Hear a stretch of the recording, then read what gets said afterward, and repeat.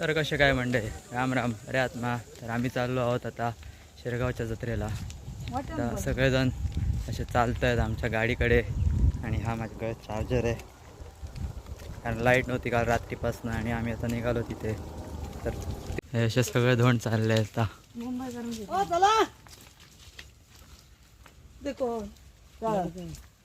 ही आमची गाडी.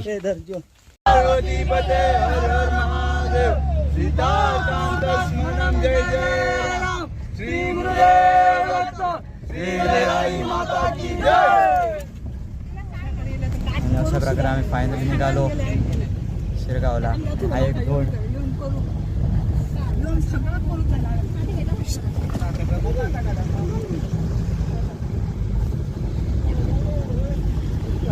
तर इथे आम्हाला स्टँडवर उतरवलं सगळ्यांना आणि ड्रायव्हरने आपली गाडी घेऊन. त्यानंतर मग आम्ही आता पुढे जाणार सगळे म्हणून वगैरे.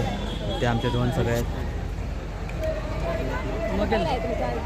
आणि मग पुढे जाऊन बघूया. पूर्ण एंट्रन्सवर सगळे इथे पोलीस वगैरे आहेत. नंतर मग आम्ही आत जायला निघालो. असेच भरपूर अशी लोक थांबली होती कळे घेऊन मोगऱ्याचे.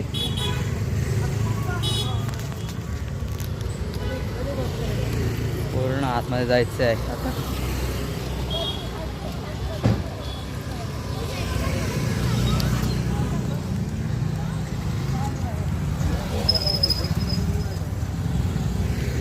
इथून अशी दुकानं सुरू झालेली आहेत आता. ते होम झुंबर्सचं एक शॉप आहे. ते पुतळ्यांचं शॉप आहे. श्रीकृष्ण छत्रपती शिवाजी महाराज वगैरे भरपूर मूर्ती आहेत. आणि एक ते गोबीमंचुरियनचं दुकान. अशी लोक चालत आहेत पुढे पूर्ण आमच्या समोर.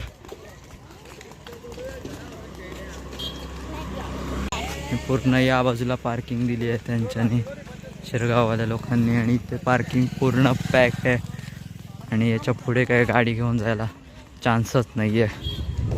अशा प्रकारे ही अशी पार्किंगची व्यवस्था केलेली आहे. आणि ते असे पोलीस पण आहेत. हे बघा पोलीस.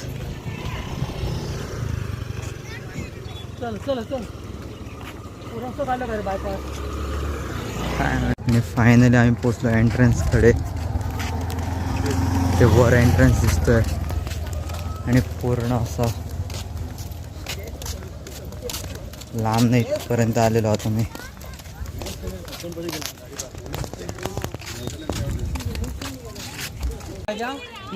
हे मंदिर.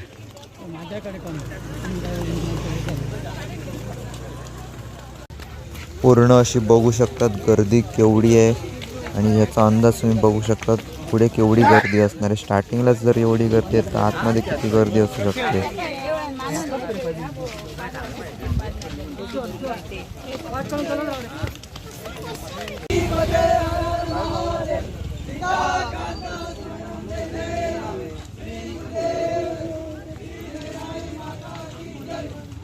पूर्ण गर्दी आहे सगळीकडे आणि पूर्ण दोन्ही साईडला दुकानं लागलेली आहेत आणि दोन खालच्या देवाकडे जात आहेत. बघू शकता तुम्ही.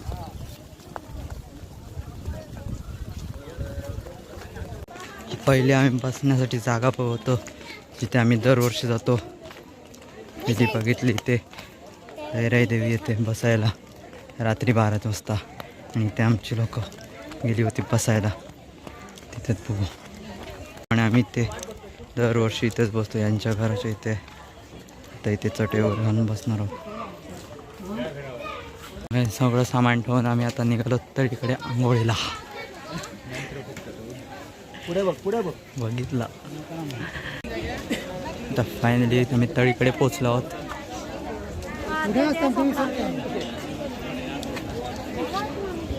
सगळे धोंड इथे आंघोळ वगैरे करतात.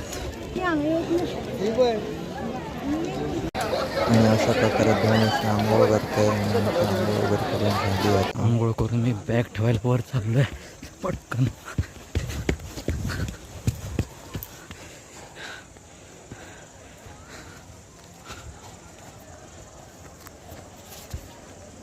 आंघोळ वगैरे झाली आता मस्त. तर बॅग ठेवायला जातो आहे मी.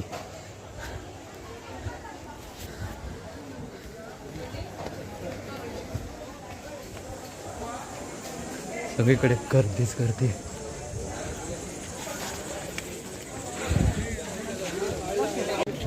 आता माझी बॅग वगैरे ठेवून झाली आणि माझे पप्पा वगैरे सगळे पुढे गेले आहेत आणि मी आता निघालो वरच्या देवळाकडे. एंट्रन्स आहे त्याचे जवळ आहे तिथे निघालो आणि बघू शकता तुम्ही केवढी गर्दी आहे सगळीकडे. जाऊन सध्याच्या वरच्या देवळाकडे वेगवेगळ्या प्रकारची दुकानं पण लागली आहेत. भरपूर मोठी लाईन लागलेली आहे बघा तुम्ही बघू शकता. आणि आम्ही किती लांब होतो आणि आता कुठे 8 वाजेला पोचलो मंदिरात.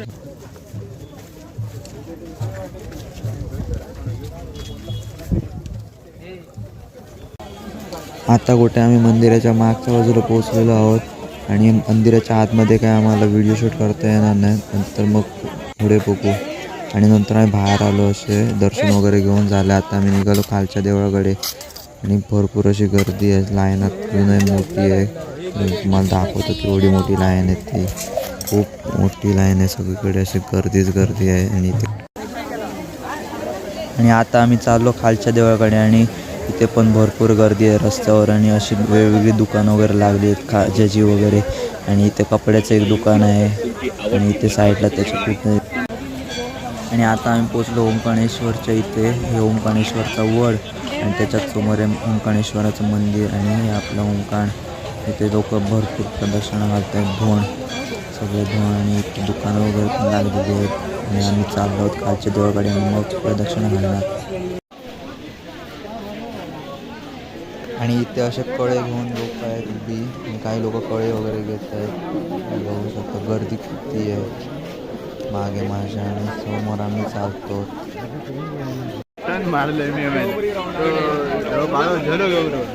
मी काय पोचलो मेन देवळाकडे लईराई देवीच्या.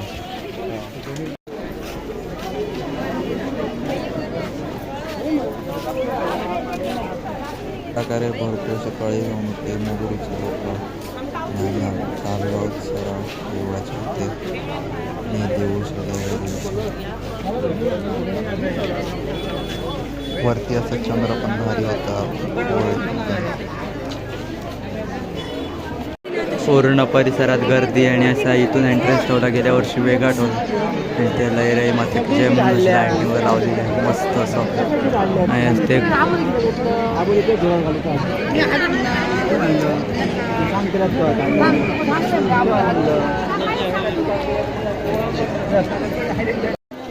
आता आम्ही देवळाची प्रदक्षिणा करायला चाललो आणि अशी भरपूर अशी लाईटिंग केली होती आणि थोडं बांधकाम करत आहेत. आणि तर निघालो प्रदक्षिणा घालायला आणि मग मंदिरात. जास्त काही शूट करायला भेटत नाही गर्दी असल्यामुळे. इथे पण भरपूर लाईन आहे, गर्दी आहे पूर्ण.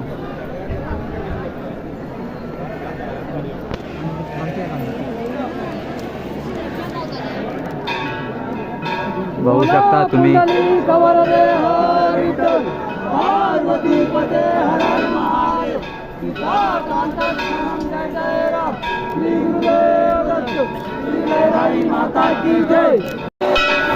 फायनली आम्ही देवळात पोहोचलो. तुम्ही दर्शन घेऊन घ्या, नमस्कार करा. श्री लईराई माता की जय.